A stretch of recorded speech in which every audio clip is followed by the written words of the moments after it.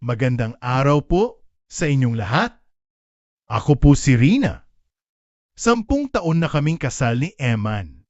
Si Eman ay ang definisyon ng isang mabuting lalaki. Tapat, masipag, at ibinibigay ang lahat para sa aming komportableng buhay.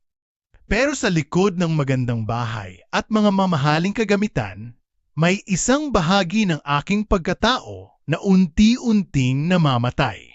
Ang aming buhay mag-asawa ay naging mekanikal. Ang kanyang mga halik ay naging routine. Ang kanyang mga yakap ay parang isang obligasyon na lang. Naging uhaw ako. Hindi sa tubig, kundi sa apoy. Isang apoy na magpaparamdam sa akin na ako ay isang babaeng buhay, nagnanasa at ninanasa.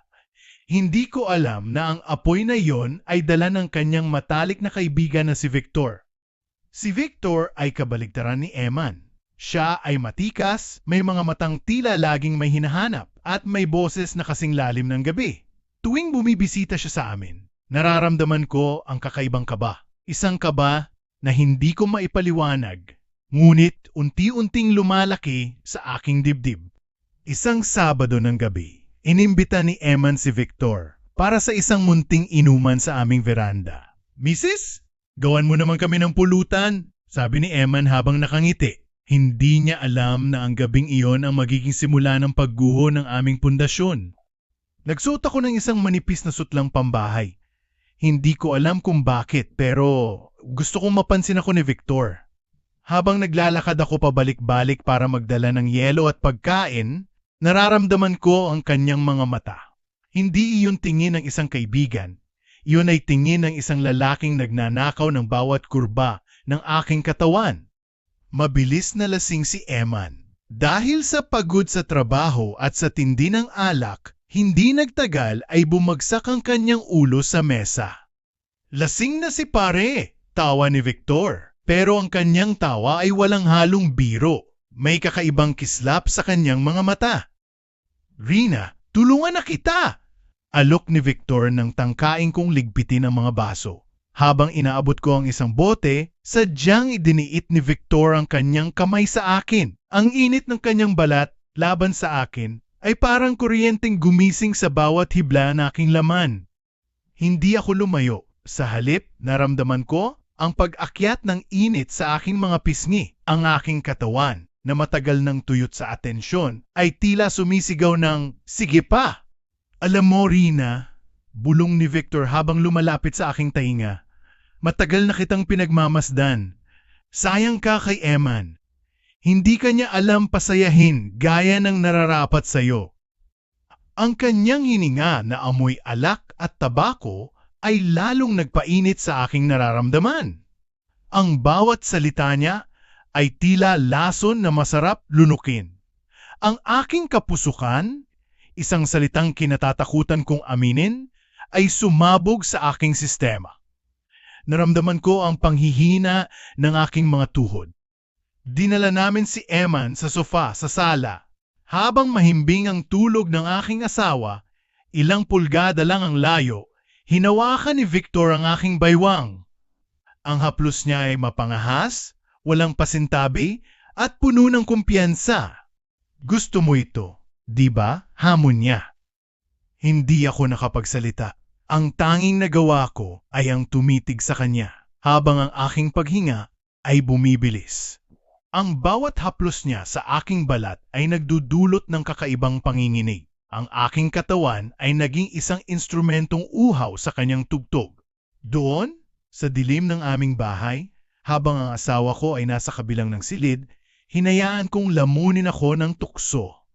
Ang bawat halik ni Victor ay tila pagbawi sa mga taon ng aking pagkagutom. "Ang sarap mo, Victor," tugon ko. Ang bawat haplos niya ay mas matindi, mas mapang-akit, at mas nakakalunod kaysa sa kahit anong naranasan ko kay Eman. Naging alipin ako ng sarili kong pagnanasa. Sa bawat sandaling magkasama kami ni Victor habang tulog si Eman, nararamdaman ko ang rurok ng isang kasiyahang bawal.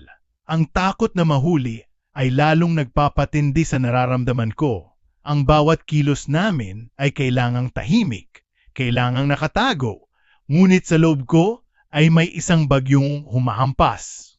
Na para sarap ni Victor, ang init ng kanyang katawan. Ang aking isipan ay napuno ng imahe ni Victor. Ang bawat I love you ni Eman sa umaga ay naging walang kwenta kumpara sa bawat titig ni Victor sa gabi. Ang aking katawan ay naghahanap-hanap sa init na dulot ng isang kaibigang naging kaagaw.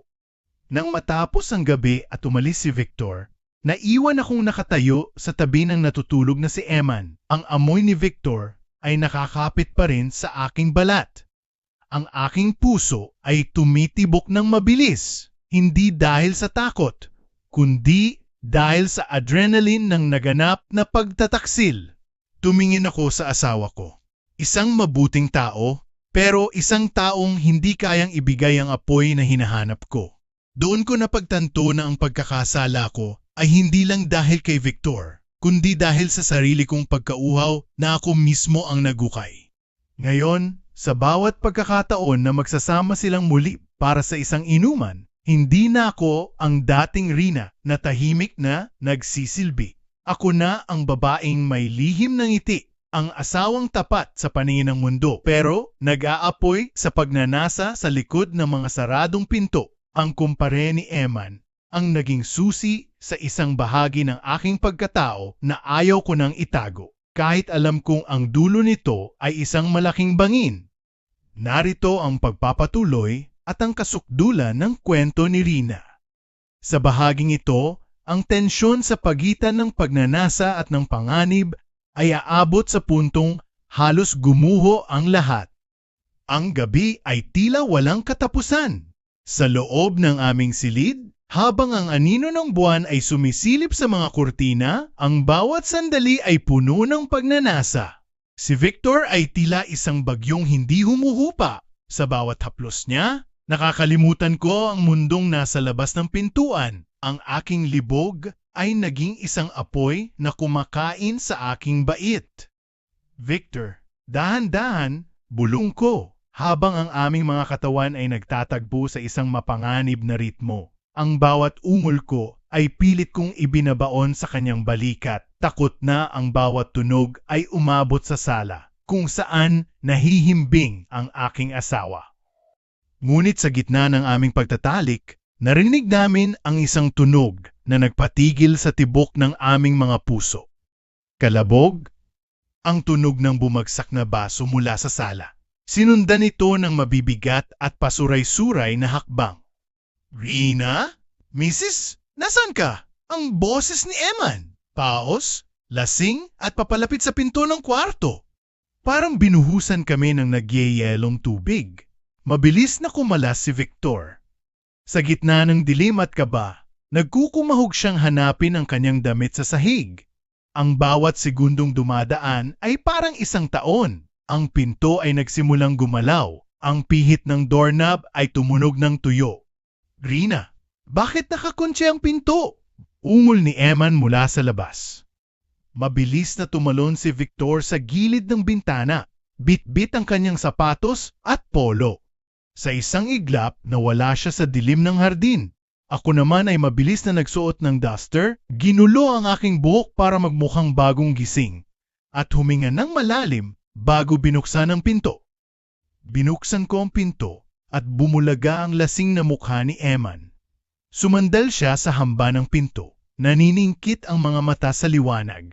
Bakit mo nilock? Tanong niya habang pilit na binabalanse ang sarili. Akala ko, nasaan si Victor? Lumingon-lingon siya sa loob ng kwarto. Ang amoy ng pawis at pagnanasa ay tila nakalutang pa rin sa hangin, pero ang dilim ay naging kakampi ko. Umalis na siya kanina pa, Eman. Tulog na tulog ka sa sofa, pagsisinungaling ko, habang ang puso ko ay parang gustong lumabas sa aking lalamunan. Pumasok na ako rito dahil natatakot ako. May narinig akong kalabog sa labas kaya nilak ko ang pinto. Tinitigan ako ni Eman ng matagal. May isang segundo na akala ko ay nakita niya ang mantsa sa kama. o ang panginginig ng aking mga labi. Pero ang alak ay naging tabing sa kanyang paningin. Ganun ba? Sorry, nahulog ko yung baso? Tumalikod siya at pumasok sa banyo. Iniwan akong nakasandal sa pader. Nanginginig ang buong katawan sa takot at sa adrenaline na hindi pa humuhupa. Lumipas ang mga buwan. Mula ng gabing iyon, hindi na muling bumalik si Victor sa aming bahay.